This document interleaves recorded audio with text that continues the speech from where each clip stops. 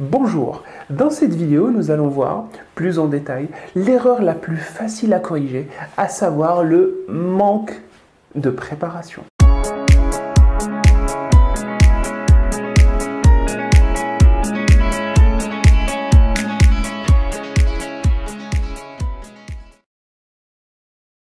Rappelons que la réussite d'une négociation est due à 95% à la bonne préparation.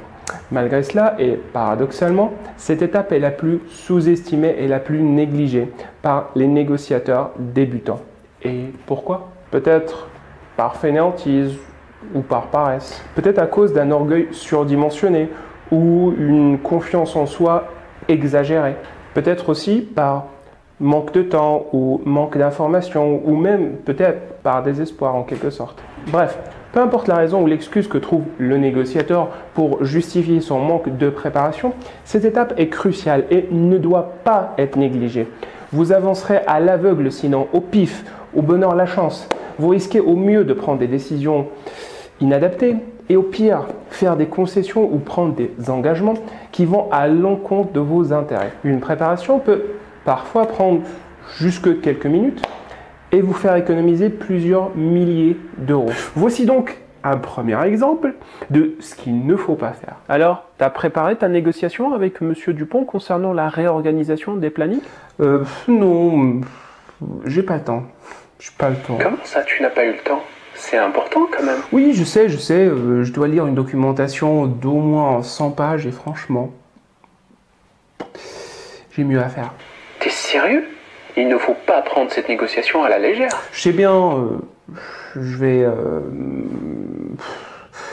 demain, je vais me réserver une petite demi-heure pour parcourir les grandes lignes. Et puis bon, voilà, j'improviserai au fur et à mesure. Voici donc un deuxième exemple de ce qu'il ne faut pas faire. Alors, t'as eu le temps de préparer ton rendez-vous avec ton patron? La renégociation de salaire s'annonce pas très facile avec ce gars-là, hein? Qui ça, Dupont? Celui qui se croit quelqu'un juste parce qu'il a hérité la boîte de papa et maman? Pas la peine. Pas la peine de préparer quoi que ce soit avec ce petit Gugus. En 2 coups, 3 mouvements, l'affaire est dans le sac. T'es sûr? Moi, à ta place, je préparerais quand même mon argumentation. Pas la peine, je te dis. S'il commence à ramener sa fraise, je lui clouerai le bec. Vite fait, bien fait. Voici donc un troisième exemple de ce qu'il ne faut pas faire. J'ai appris que tu allais négocier avec ton propriétaire une diminution de loyer pour cause de nuisances sonores. Elle est prévue pour quand, la négociation? Demain?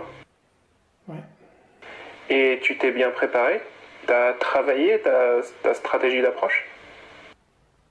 Mais qu'est-ce que t'attends? C'est pour demain, non? Oui, mais bon, laisse tomber. C'est un cas intraitable, c'est un négociateur chevronné et je n'ai vraiment aucune chance face à lui.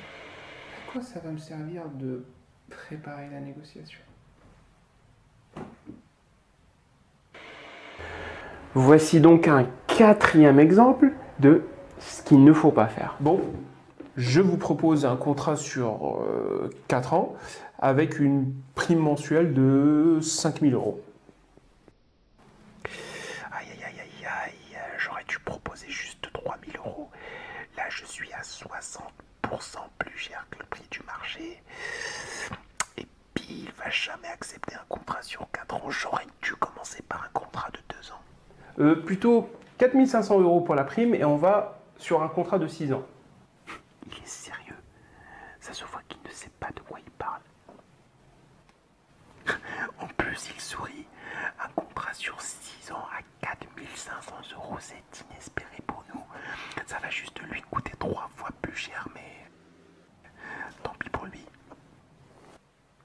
Ok, nous acceptons. Reprenons le dernier exemple et voyons ensemble ce qu'il faut plutôt faire. Bon, je vous propose un contrat sur 4 ans avec une prime mensuelle de 5 000 euros. La prime que vous proposez, Monsieur Leblanc, est supérieure de 60% au prix du marché.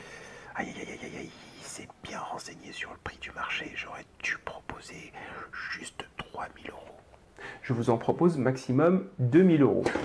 C'est le prix proposé par votre concurrent direct. Et vous vous doutez bien que je ne vais pas payer plus cher à même service. Ouh là là, il s'est même renseigné auprès de mon concurrent. Ensuite, pour la durée du contrat, nous vous proposons une durée renouvelable de 1 an. Disons 2 ans. 1 an. 2 ans si vous baissez votre prime à 1 600 €. Contrat sur 2 ans et une prime de 1 900 €. Non, monsieur Leblanc, ça ne va pas être possible. Si vous donnez un contrat sur 2 ans, vous devez revoir à la baisse votre prime. 1 700 €. Je vois qu'il s'est aussi renseigné sur les contraintes de production. Il sait que j'ai absolument besoin d'un contrat de 2 ans. 1 800 € et n'en parlons plus. Soit, je vais faire rédiger le contrat. Alors, peu importe vos contraintes, peu importe la complicité de la négociation ou votre niveau d'expérience, il ne faut jamais négliger la préparation d'une négociation.